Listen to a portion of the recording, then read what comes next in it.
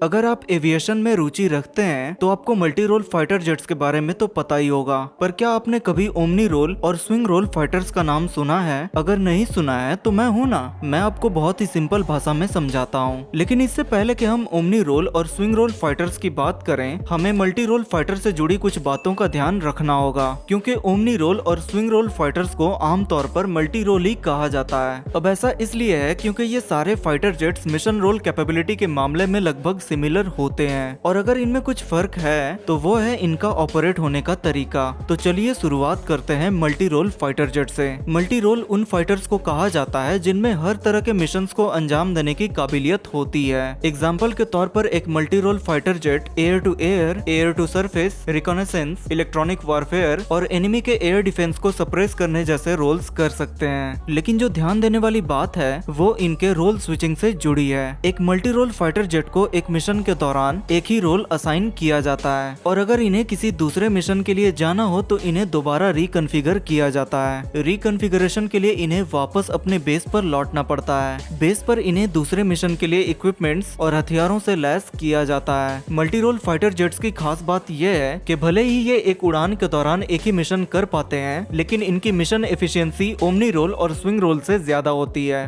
अब बात करते हैं ओमनी रोल फाइटर जेट्स की। ये फाइटर्स एक ही उड़ान के दौरान कम से कम 2 तरह के मिशंस को अंजाम दे सकते हैं। इन फाइटर्स को कॉम्बैट रिक्वायरमेंट्स के साथ साथ पॉसिबल थ्रेट्स के हिसाब से कॉन्फ़िगर करके कॉम्बैट जोन में डिप्लॉय किया जाता है। यानी कि अगर कॉम्बैट जोन में बॉम्बिंग करनी हो और दुश्मन के एयरक्राफ्ट से भी खतरा हो तो इन्हें बॉम्बिंग के साथ साथ एयर टू एयर एंगेजमेंट के लिए भी कॉन्फ़िगर किया जाता है। ओमनी रोल फाइटर जेट्स दोनों तरह के मिशंस को एक साथ आसानी से निभा सकते हैं। अब आते हैं स्विंग रोल फाइटर जेट्स पर। इन्हें स्विंग रोल इसलिए कहा जाता है क्योंकि ये अलग अलग रोल्स पर स्विंग कर सकते हैं। सिंपल भाषा में बोले तो स्विच कर सकते हैं। इन फाइटर्स को एक ही मिशन के दौरान एयर टू एयर और एयर टू सरफेस वाले रोल्स के लिए कॉन्फ़िगर करके भेजा जाता है। अब कॉम्बैट जोन में जैसे जैसे सिचुएशन बदलती रहती है वैसे वैसे ये अपने रोल्स को स्विच करते रहते हैं, लेकिन कई बार इन्हें रिकॉन्फ़िगरेशन के लिए अपने बेस पर लौटना पड़ता है, पर इन्हें दूसरे मिशन के लिए रेडी होने में बहुत ही कम समय लगता है। अब आपको ये बताना है कि F-15 ईगल एक मल्टी रोल फाइटर है या नहीं, और अगर नहीं है तो ये किस कैटेगरी का फाइटर है। सही जवाब को मैं हार्ट दे दूंगा।